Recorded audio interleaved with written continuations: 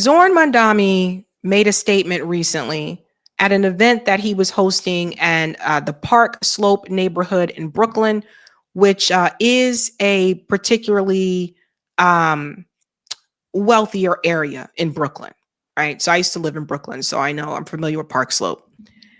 And he's trying to find a way to kind of lean in to the Zionist a little bit, and I guess kind of like not be as harsh of a critic for Israel. And he said something. Now, first and foremost, I do want to point something out. This outlet is the Free Press. That is Barry Weiss organization there. That's her outlet. Okay. So just keep that in mind when I show you the statement that he made. And then also, Olivia Reingold is also a Zionist. So just keep that in mind. Now, that being said, because I did some research to see if any other outlet also covered this event, even though this came from Barry Weiss's outlet, etc., and a lot of people are saying it's probably Zionist propaganda, Zohran Mamdani has not pushed back on this at all. And I've seen him push back on statements that he said were incorrect before. He didn't push back on this. And then also, I saw the New York Times also covered this event. So we're just going to go straight to his statement here. Zohran Mamdani meets the Jews of Park Slope. Let's go ahead to the statement right about. Oh, do I have to sign it? Oh, I got to do this. Hold on one second. Sorry, guys. I hate when this happens. I don't understand why I have to come back and sign into something. Um,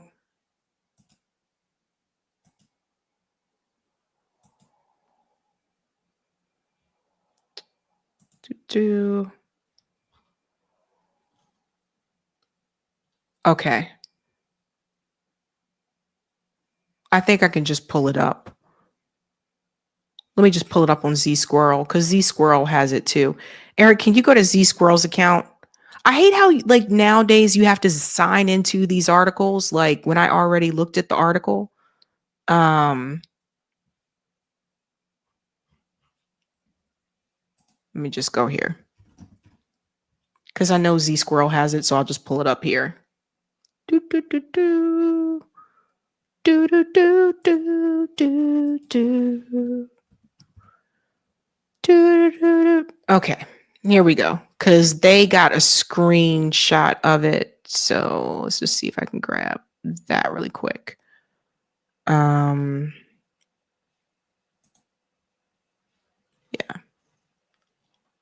They have a lot of posts. I'm so sorry, you guys. I just hate how you have to keep. Got it. Found it. Here it is, folks. Let me show you what they said. He said. They got a screenshot of the article, which actually helps a lot better for me. Okay, so here we go. I am not a Zionist, he said in a soft-spoken tone, referring to the Jewish right to political sovereignty. I'm also not looking to create a city hall or a city in my image. I'm going to have people in my administration who are Zionists, whether liberal Zionists or wherever they may be on that spectrum. And some of them, I'll know about their thoughts about Zionism. Many of them, I won't, because the questions I'll ask when I'm looking to hire them will not be questions about Israel and Palestine. They will be for the sanitation commissioner about garbage. So here's the thing. Some people saw this and they said, oh, he's basically saying that he's going to have Zionists work as a part of his administration because he's just not going to know, because he's not going to ask people if they're Zionists or not. But then he also says, some of them, I am going to know their thoughts about Zionism, right? So here's the thing, folks. regardless of how people see this, this is not a good statement. This is not good. I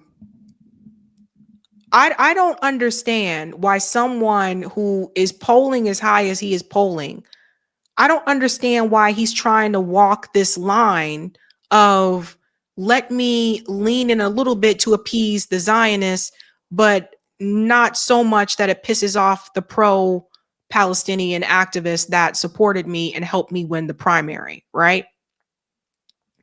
Either way, no matter how you feel about the statement, it wasn't a good thing to say. It's just like, it wasn't a good thing to say. And the way that I kind of look at it is this, right? So some people they're really taken to storm about this. A lot of the pro-Palestinian protesters who did support him, they're primarily the ones that I see online that are like, what the hell? You know what I mean? Like, what are you doing? What is wrong with you? Like that type of thing. Ali from Electronic Intifada said, it's good that Zohran Mamdani is being so transparent so early. This is no different to assuring white supremacists, I'm going to have people in my administration who are KKK. He could just shut up, but he's instead choosing publicly pander to genocidal racists. So Zionism is racism, right? We know that. But the thing is that he went to go meet with them. And at this point, like I said, even when you look at the numbers, he doesn't need to do this. That's the thing I think that people are like, dude, what are you doing? He doesn't need to do that. And so a lot of the pro-Palestinian activists that supported him and helped him win the primary, they're getting a little fickle about the way he's kind of walking some things back. I told you guys before, in the recent interview that he had with Mehdi Hassan asked him, oh yeah, you said you would arrest Benjamin Netanyahu if he came to New York. He kind of danced around that a little bit. And his response was, well, I have to follow the laws of the city. You know what I mean? It's like walking some of these things back. The apology that he made to the police, I'll get into that in just a second. The reality is, it was not a good statement. He should not have said that. I personally, number one, I'm not trying to, if I were a politician, no, I'm not trying to bring Zionists into my administration. It's different than I am working at McDonald's and I'm hiring someone to flip burgers or whatever. And I am a politician and I'm picking people for my administration. You usually pick people that align with you politically. You don't usually just say, oh, we're just going to put everybody in. How'd that work for Kamala Harris when she said, I plan on having a Republican in my cabinet? It's all over the place, right? He did well on this one, the one about Hamas. I will show you this one. They tried to trap him here, I think, on Fox News. Check this out. Into one that's affordable for each and every New Yorker. But, okay, I want to get to that, absolutely. But do you believe that Hamas should lay down their weapons and leave the leadership in Gaza? I believe that any future here in New York City is one that we have to make sure that's affordable for all. And as it pertains to Israel and Palestine, that we have to ensure that there is peace. And that is the future that we have to fight for. But you won't say that Hamas should lay down their arms and give up leadership in Gaza. I don't really have opinions about the future of Hamas and Israel beyond the question of justice and safety and the fact that anything has to abide by international law. And that applies to Hamas, that applies to the Israeli military, applies to anyone you could ask me about. Okay. One last thought on that. You have said that you would arrest Netanyahu if he came to the United States. You've been very outspoken. Into one that's affordable. It cuts off that point there. But he didn't fall for that trap. So that's a good one. I noticed that. I was like, oh, they're trying to, because they want to get that sound bite of he said that they shouldn't disarm, and we can go into the whole thing about international law, because under international law, they have the right to resist with armed force. But once he goes down that path, if he were to say, no, they shouldn't disarm, that's a wrap. That's a wrap. So I think he kind of passed on that one. Like I said, he didn't fall for that trap. That's the sound bite that they were trying to get. I don't understand this one. I don't understand this one.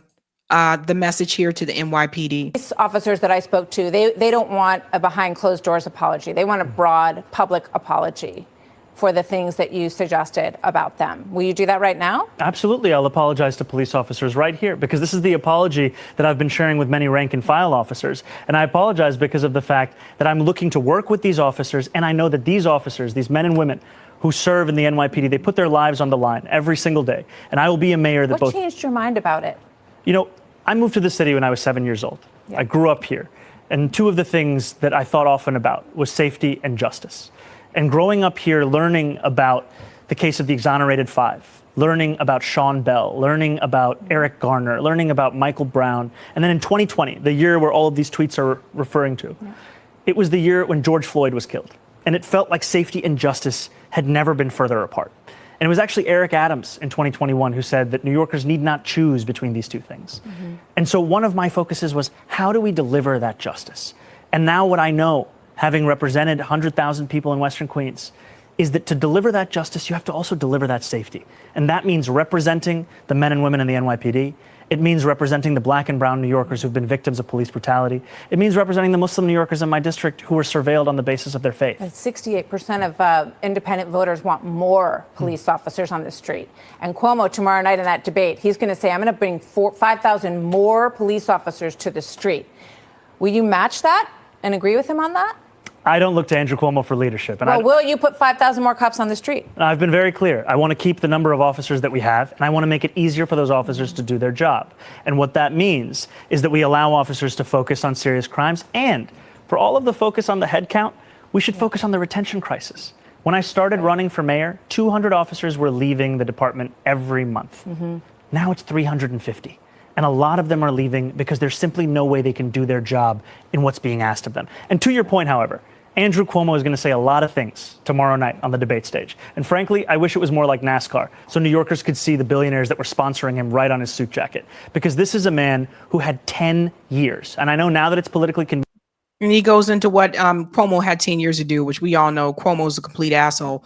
But the thing is here, he apologized to the NYPD because he had made a statement a couple years ago where he said the NYPD was racist.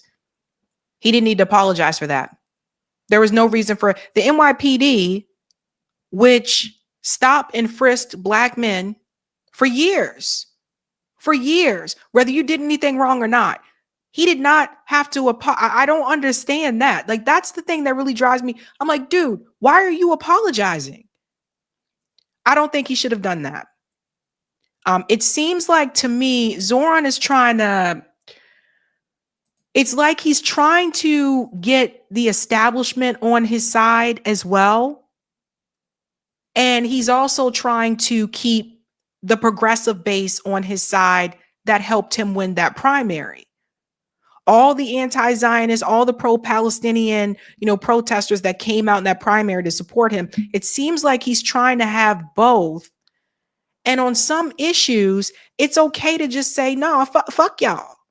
It's okay to say that on some issues. You ain't got to be like, I will say this, at least he's showing you now instead of later, right? He is showing you now, okay, well, maybe I can, and I can't help but go back to the conversation that Bernie had with him.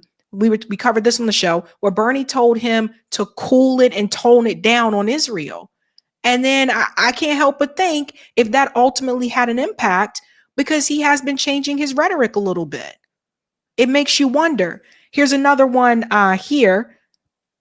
I want to take this moment because you spoke about President Trump, and he may be watching right now. And I just want to speak directly to the president, which is that I will not be a mayor like Mayor Adams who will call you to figure out how to stay out of jail. I won't be a disgraced governor like Andrew Cuomo who will call you to ask how to win this election. I can do those things on my own. I will, however, be a mayor who's ready to speak at any time to lower the cost of living. That's the way that I am going to lead this city. That's the partnership I want to build, not only with Washington, D.C., but anyone across this country. I think it's important because too often the focus on the needs of working class Americans, working class New Yorkers are put to the side as we talk more and more about the very kinds of corrupt politicians like Andrew Cuomo that delivered us into this kind of crisis. So he's strong against Donald Trump, right? This is something that we've seen. Like, I think it's easy to say, F you, Trump. I think it's easy to do that. So he's strong with his attacks against Donald Trump. what I would like, I don't think this is gonna, I really do believe, and I said this before, I believe that if he wins, he's gonna govern more like a moderate. That's just what I believe. Because we're already seeing a little bit of sway here and there. I think he needs to push back on the Dem establishment and not try to like get along with. And that's why I was concerned when Bernie told him tone it down on Israel. And then that's when I feel like we started to see a change. He started to walk back how he felt about globalized the Intifada, right? So he started to walk that back, and we showed that. And see, some people are already changing their mind. They said when Mamdani first won his primary and most of the left were celebrating, I tried very hard not to rain on their parade and said that while it was possible for his victory to be good for the movement, it would depend on how he led. I'm at a point now where I need him to lose. That's coming from Brenton. And he said here, promising you'll have Zionists in your administration, not even limited to liberal Zionists, is not how you expose the system and mobilize workers to expose it. This is just post-genocide rehabilitation of the genocidal party and actively harmful. Yeah, like I said, some people are not happy with what they've seen. This guy had a poll on Twitter. He asked, is Zohran Mamdani a Zionist? 54% said yes, 46% said no. That at the time was over 6,000 votes. I just think that I don't know, you guys, it's sad. And then here's the thing. As much as he is trying to say, I'm going to be a mayor for everyone, they don't want him. And by they, I mean the billionaire Zionists. Pro-Trump billionaire Bill Ackman gives $1 million to anti-Mamdani effort. So even though he just had that event at Park Slope, he just said that he may have Zionists in his administration. They don't want him. And they're organizing and they're sending money all over the place, $1 million. They are organizing to try to stop him from winning. And this is why I say, if you give them an inch, it's like they'll take a mile. Like you can't even give an inch. And I feel like Zohran a little bit, I guess he's trying to figure out where he fits in all this. And I just feel like that conversation that he had with Bernie Sanders, that's when I started to see the shift on some of the rhetoric, at least with Israel's concern. Now, some people will say, okay, but what does that have to do with him being mayor? I mean, that's a good question. Right now, as you can see, the numbers show, and this is why I said he doesn't have to do this. The numbers show he has an 87% chance of winning. Look at this.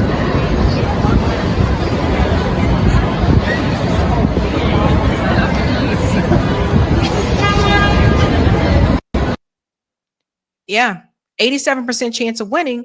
So I just don't think he needs to try to win over the people who are like, I'm not going to vote for you because, you know, you were part of the pro-Palestinian protests and you said you won't go to Israel. Okay. It just, to me, I mean, come on, man. Come on. And you'll even see here, and this is what I want to point out as well. This is a big part of this. Margaret Kimberly said, here's one more reason not to vote for Cuomo. He defends genocide. Do we really need another NYC mayor who defends genocide? Andrew Cuomo joins high-powered legal team to defend Netanyahu against the ICC's war crime claims. That was in 2024. Just to remind you of who Andrew Cuomo is. And that's why I say this. So people are like, oh, they have Cuomo and they have Zohran Mamdani. What else are they supposed to do? Honestly, and I told people this is where there should have been another option, right? There's no Green Party candidate. There's no PSL candidate for mayor. Who's the third party candidate that is running as a leftist in this NYC mayor? There's no one. You have Curtis Sliwa, who's running as independent. He's not a leftist. But when New Yorkers say, well, look, I know he's fumbling on some of the foreign policy decisions, but I just want someone in there that's not going to increase my rent again, because rent has been increased apparently under Eric Adams' administration 3 times, I think. And under de Blasio, he did a rent freeze multiple times, which tells you it can be done. So then I listen to those people and I get it. Like, they don't want their rent to continue to increase. I get that.